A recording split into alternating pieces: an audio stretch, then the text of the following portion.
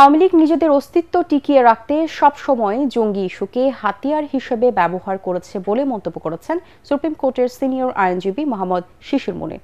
এ সময় Holey Artisan মামলা পূর্ণ তদন্তে আপিল বিভাগে আবেদন করা হবে বলে জানান তিনি। ডিবেট ফর ডেমোক্রেসির চেয়ারম্যান হাসান আহমেদ চৌধুরী কিরণ বলেন, বাংলাদেশকে উগ্রবাদী রাষ্ট্র হিসেবে বিশ্বের সামনে উপস্থাপনের অপচেষ্টার অংশ হিসেবেই পতিত সরকার তথাকথিত জঙ্গি বিরোধী অভিযান পরিচালনা করেছিল। রাজধানীর এফডিসিতে ছায়া সংসদ বিতর্ক প্রতিযোগিতায় এসব কথা বলেন তারা। মিজান শাহজাহানের রিপোর্ট। ডিবেট ফর ডেমোক্রেসির নিয়মিত আয়োজন ছায়া সংসদে এবারের উত্থাপিত প্রস্তাব দেশকে জঙ্গি তকমা দেয়া ছিল আওয়ামী শাসকদের ক্ষমতায় টিকে থাকার প্রধান হাতিয়ার। সরকারি দল ঢাকা কলেজ কর্তৃক উত্থাপিত এই প্রস্তাবের বিপক্ষে অবস্থান নয় বিরোধী দল প্রাইম ইউনিভার্সিটি। আওয়ামী লীগ শাসক সরকার কখনোই একটি মাত্র তকমার উপরে তারা ক্ষমতায় ধরে রাখতে পারেনি। সোহতের মাধ্যমে, মনিরুল ইসলামদের মাধ্যমে, আসাদুজ্জামানের মাধ্যমে, জঙ্গিদের মাধ্যমে পুলিশ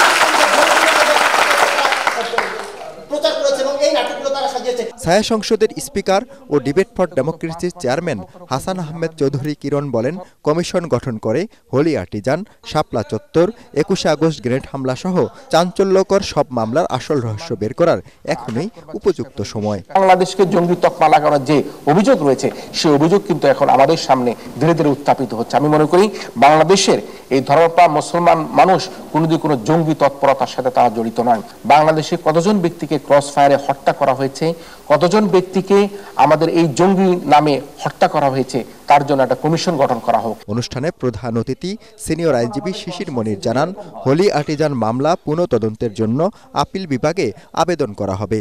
যখনই বিপদে পড়েছে তখনই জঙ্গি হাতিয়ার ব্যবহার করার চেষ্টা করেছে।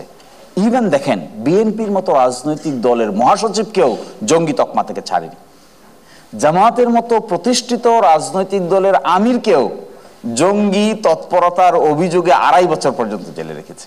তারা বলেন, বৈষম্য বিরোধী আন্দোলনের অংশীজনদের মধ্যে মতপার্থক্য থাকবে, কথার মারপেচ থাকবে, কিন্তু ফেসিবাদ প্রশ্নে ঐক্যবদ্ধ থাকবে সব পক্ষ।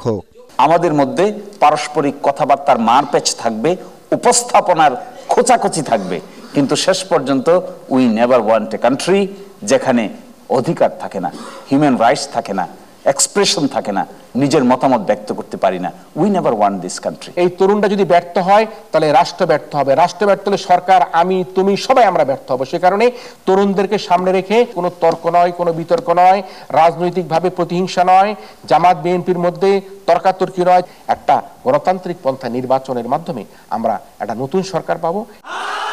বিতর্কে বিচারকদের চূড়ান্ত রায়ে বিজয়ী হয় সরকারি দল ঢাকা কলেজ। মিজান শাহজাহান, এটিএন বাংলা, ঢাকা।